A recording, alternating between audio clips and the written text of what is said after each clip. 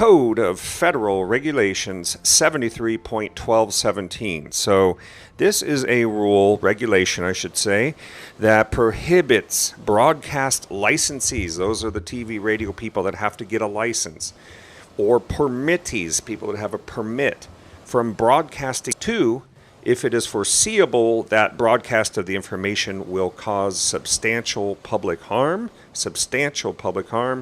and 3, broadcast of the information does in fact directly cause substantial public harm. So that's the general rule right there. So at any rate, this video talks about the FCC. Now, FCC regulates the airwaves. They regulate broadcasters, radio broadcasters, television broadcasters, things like that. So they are not interested in the regulation of podcasters, however, but I think it's also important if you run a podcast to be careful about this rule, just something to think about, okay? There's an old saying, you can't yell fire in a crowded theater, and that's what you want to try to avoid here, okay?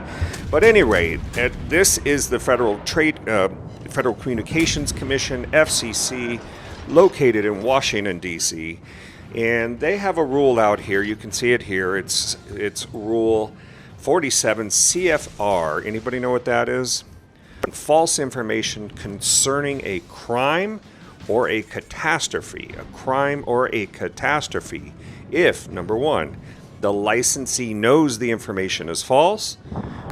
Note here, we have a disclaimer. Okay, so this is really important. So if you're going to do, say it's April Fool's Day and you've got a radio station and you think this is the perfect time to pull that prank and make everybody laugh and think there's a big catastrophe going on or some crime is in progress. There was one case where online personalities claimed that they were taken hostage and created a big problem there. There was another case where somebody claimed a local trash dump was on fire, and so all the first responders went out to try to, take care of it, because you know how word travels through the grapevine. So next thing you know, you have first responders that are spending time and money and going to these scenes, and there's nothing going on there. It's a big hoax. So that's really the problem. But it says here, any programming accompanied by a disclaimer will be presumed not to pose foreseeable harm if the disclaimer clearly characterizes the program as a fiction and is presented in a way that is reasonable under the circumstances. So, some of the pranks, some of the hoaxes, you may get some leeway, but make sure you have some kind of disclaimer in there. Usually with disclaimers, as lawyers, we talk about clear and conspicuous, so that people see them and read them and understand them. Because again, as you can see here, public harm is something that must begin immediately and cause direct and actual damage to property or to the health or safety of the general public, or, this is the big one, diversion of law enforcement or other public health and safety authorities from their duties. So if you're taking them away from their duties because you're creating some hoax, of some false crime in progress, a false catastrophe, be very careful. This is a rule and regulation. You don't want the FCC down your back through an enforcement action. You also don't want any civil liability, okay? So that's a general look, something about hoax law. I would call this another limitation on free speech, very similar to the clear and present danger rule. You can't engage in speech that's going to incite a riot or engage in that's going to cause a clear and present danger. So I would tie that in kind of similarly, but be truthful or not. Do you know the difference between a YouTube content ID claim and a DMCA takedown notice? Do you know the difference? Because if you're a YouTube creator, you should know the difference. They're two different things. This video is going to address that issue for you. Okay, Attorney Steve Vondran here. This is general legal information only and not legal advice. But let's take a look at it. All right, what is YouTube Content ID? Some of you probably know what that is, some of you may not, but it's essentially a YouTube software system set up for detecting potential infringement of audio, movie, TV, game clips, melodies, basically anything digital that you can put into a video could be subject to a Content ID claim. So remember, all these things are copyrighted.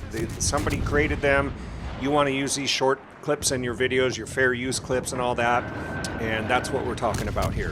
YouTube, in some cases, has contractual obligations to certain companies, probably your big giant companies. I don't need to name them. And when that happens, there is no content ID dispute. It's just a takedown, and they have a contractual obligation, and good luck. So, but aside from that, a lot of these content ID claims are driven by, as I show here, partner programs. Big YouTube, persons and companies that have lots of original content, posting lots of content, and YouTube may have entered into a partnership agreement with them for. And when they do that, they can get into this content ID system where it will show actually in the Creator Studio. I'll show you that in a second. It'll show what the different claims are that are being made. I'll show you. Okay. Certain eligible rights holders can submit sample reference files. These are what they call sonic footprint. So the creators of the video or the news article, whatever, they can send little reference files, and that gets put into a database at YouTube. And every time a new video is uploaded, it will scan the video looking for the content of all these different partners, and they're looking for these content ID matches. If they get a match, you'll get something, like for example, if I did something, uploaded something to my system, I might get a little something when I go in there that says a match, play match, this 30 seconds of your video matched in the content ID system. So people may say, well, is this going to get a copyright strike?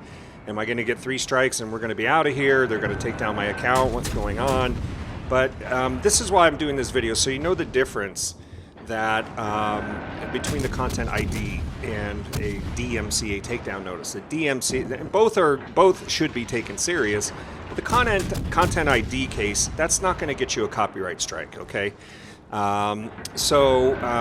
Real quick here, this is if you're looking to qualify for the content ID. We can help your company get involved in that if you qualify. Not all people will qualify.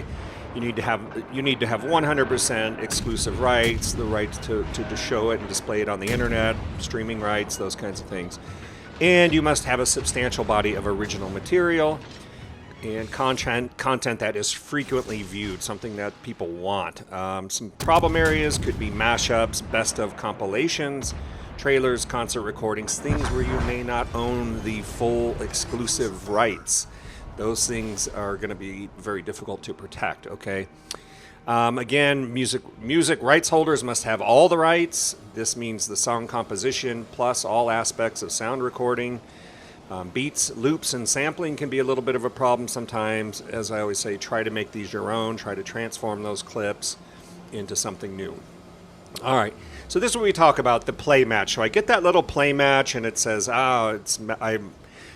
saw that I used a 10-second clip of a diver diving into the water. Somehow they figured that out. Darn it. What do we do now? So the YouTube software would make a match. The rights holder would be notified, and eventually also the creator, the person that had the problem, would be notified. But I've noted here 7 different choices. So if you're that copyright holder, you essentially have 7 different choices. There may be others. One is do nothing. You could say, there can be a match, and the person could just say, I don't care, whatever. Yeah, I looked at it. It's not a big deal. I don't care. Or I like how it's being used. I never really thought about that. It's being used in a really new and interesting context, which isn't going to hurt my sales, might actually help my sales. So, there's times when they may do nothing. 2, monetize the video being infringed. So if somebody could say, I'm making a claim for monetization, and they start monetizing your video. Okay, so if you dispute this, you're going to want to really make sure you're disputing this, because you could lose. I've seen clients losing a lot of money in monetization, big channels, big YouTube stars here we're talking about. And, so you need to get right on it. That's number 2. 3, they can track the stats of your video. In other words, watch how many hits you're getting, what countries are watching, those kinds of things. Watch the stats and do nothing. Just kind of wait and see, decide if they want to do something. So it's kind of a weird one, but it is an option that's out there. There's also something known as the scheduled 7-day takedown. That's where you're giving somebody 7 days to take it down, and that's, a last chance to avoid a strike in that situation. They can file the DMCA takedown notice with YouTube. That's number 5. The YouTube process, this is the big key between the content ID and the DMCA takedown process. The content ID, you're not going to get a strike. They're not going to take your channel down. They realize there's just a match. Okay. Now, that doesn't mean that the copyright rights holder might say, I feel like suing today. You used 5 minutes of my video. It's a little too much for me. It really upsets me and my shareholders, and now we got a big problem. We want to go to court. That could be, they don't have to give you a notice. Some people will say, well, don't they have to give me a notice and a chance